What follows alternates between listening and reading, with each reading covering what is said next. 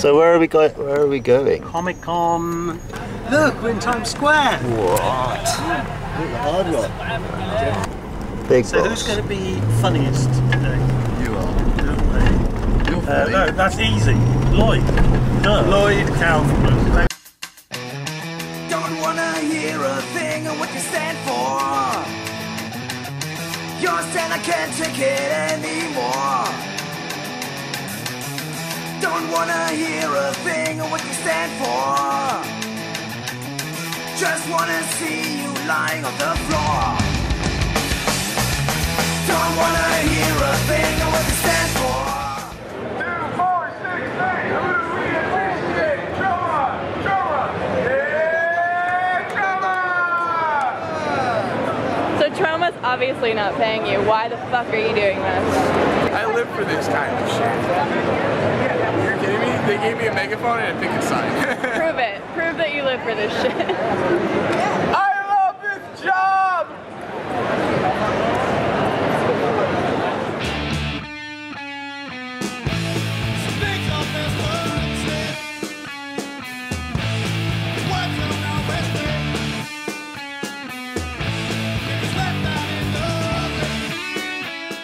Behind me are the Brain Trust. Ben and Bill, they're organizing beautifully, and we're in the Beavis and Butthead room. Go ahead. Oh, sorry. We are in the Beavis and Butthead green room. The Avengers room is down the hall, and we're a little concerned that half the audience is going to be people waiting for the Avengers event. But the Beavis and Butthead green room provides us with some.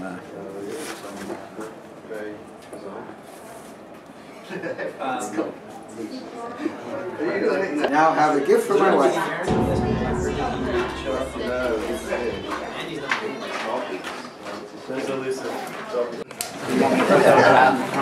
Ben, Yes, darling. what's on your mind right now? Just fruit.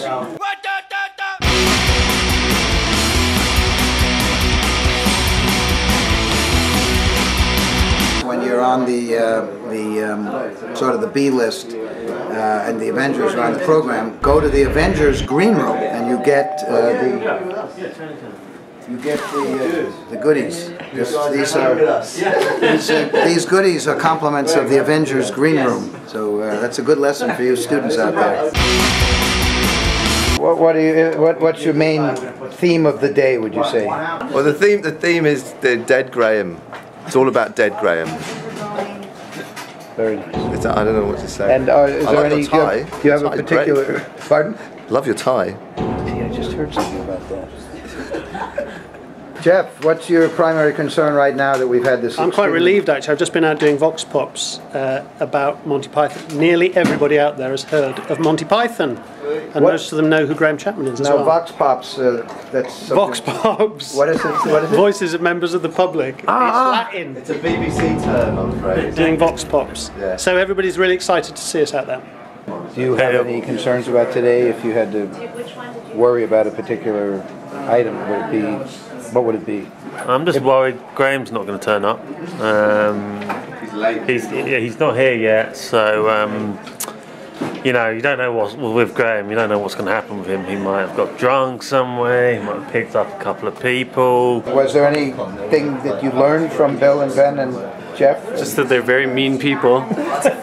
There's a lot of fighting. I cried a few times, and I learned my lesson. No. Where's the lesson today, would you say? Bring your own snacks. Oh, well, yeah. Or have a panel next to the Avengers panel. We're all fans of the Avengers now. And Beavis and Butthead. I have an exercise in trying not to turn red many times. It's not working. Well, looks like this is a beautifully well-oiled organization, and everything's going to be fantastic. If you're a student of cinema, this would be a great lesson on planning. Planning, and location.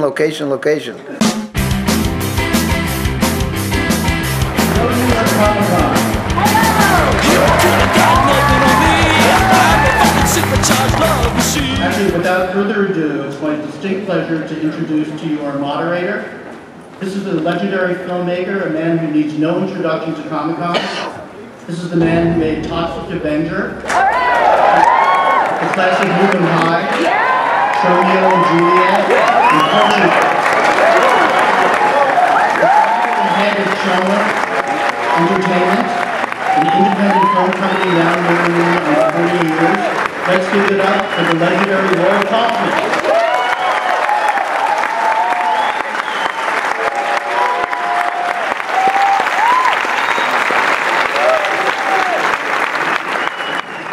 There would be no Troma without the Pythons, I can tell you that. Anyone who's seen the Toxic Avenger knows that, the famous young boy whose head is crushed by the wheel of an automobile is merely plagiarized from the Holy Grail movie, the very subtle and sublime scene where they fight and the arms are chopped off. There is not a joke that the Pythons had that hasn't been already plagiarized by 4 years of Troma's failed filmmaking. None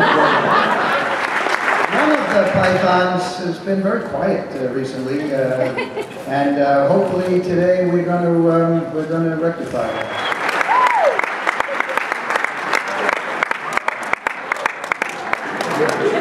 What's going on? What's this all about? That's not cranberry. I'm terribly sorry I cannot be with you this afternoon, but I've been dead for 22 years.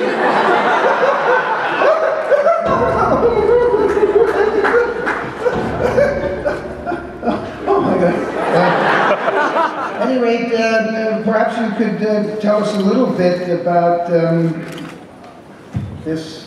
You guys had 178,000 animators on this. That's correct. It's unbelievable.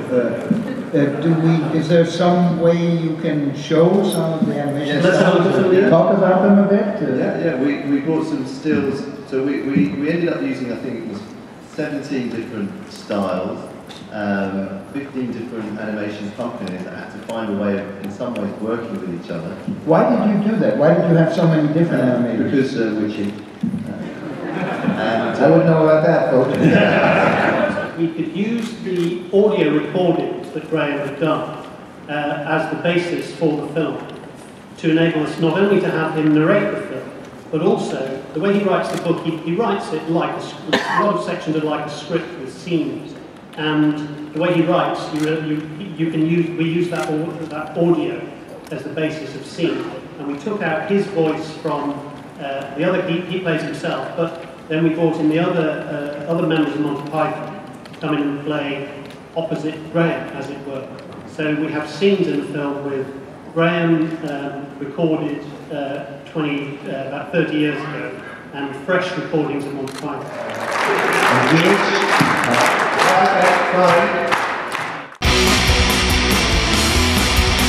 We play it once for and then the second time I say, please sing along. Do a favor for you guys. Yeah, and we'll say, it's a famous rugby song that was sung famously on the terraces. We'd like to get you all to sing it for us so we can film it, basically.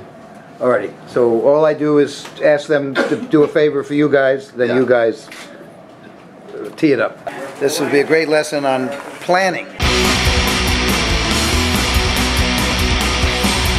1, 2, 3.